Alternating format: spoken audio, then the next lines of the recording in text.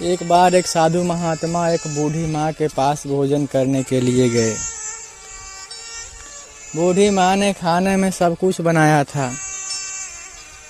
साधु महात्मा को सब कुछ परोस भी दिया, पर बूढ़ी माँ से पापड़ परोसना तो छूट ही गया। अचानक उस महात्मा की नजर उस पापड़ की थाली पे पड़ी। महात्मा जी बोले तो बोले कैसे कि मुझे वो पापड़ दे दो। महात्मा जी ने तुरंत एक योजना बनाई। बोले कि माता, आज जब मैं आ रहा था तो रास्ते में मुझे एक बहुत बड़ा सांप दिखा, बहुत बड़ा। माता जी ने पूछा कितना बड़ा? तो बिल्कुल मेरे थाली से उस पापड़ की थाली के दूर। अब माता जी तो समझ गई।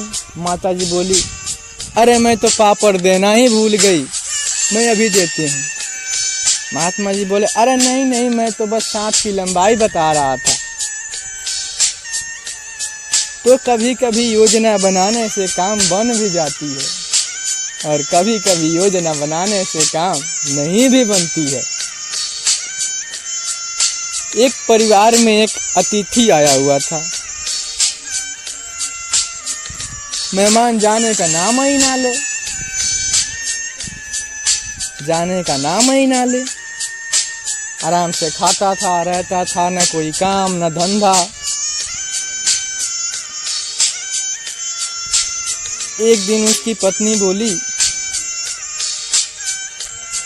कि अब मुझसे खाना ना बने, मैं ना खिलाती किसी को बनाकर जब तक ये मेहमान चले नहीं जाते।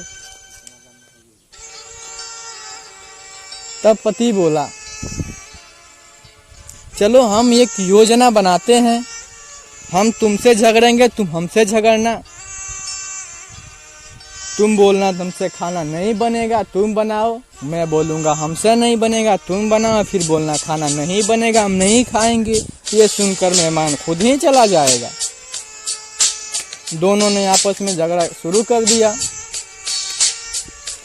पत्नी बोली कि जी मुझसे खाना नहीं बनेगा, अब खुद से बनाकर खाओ। पति बोला मुझसे नहीं बनेगा। तो पत्नी बोली फिर रहने दो, खाना ही नहीं बनेगा।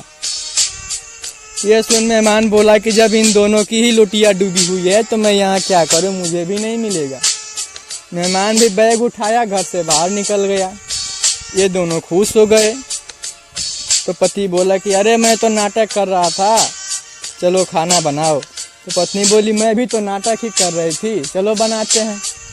तब तक मेहमान उधर से बैग लेते हुए आ गया, अरे मैं भी तो नाटक ही कर रहा था जाने का, बनाओ हम खाते हैं। तो कभी कभी योजना बनाने से काम बिगड़ भी जाता है।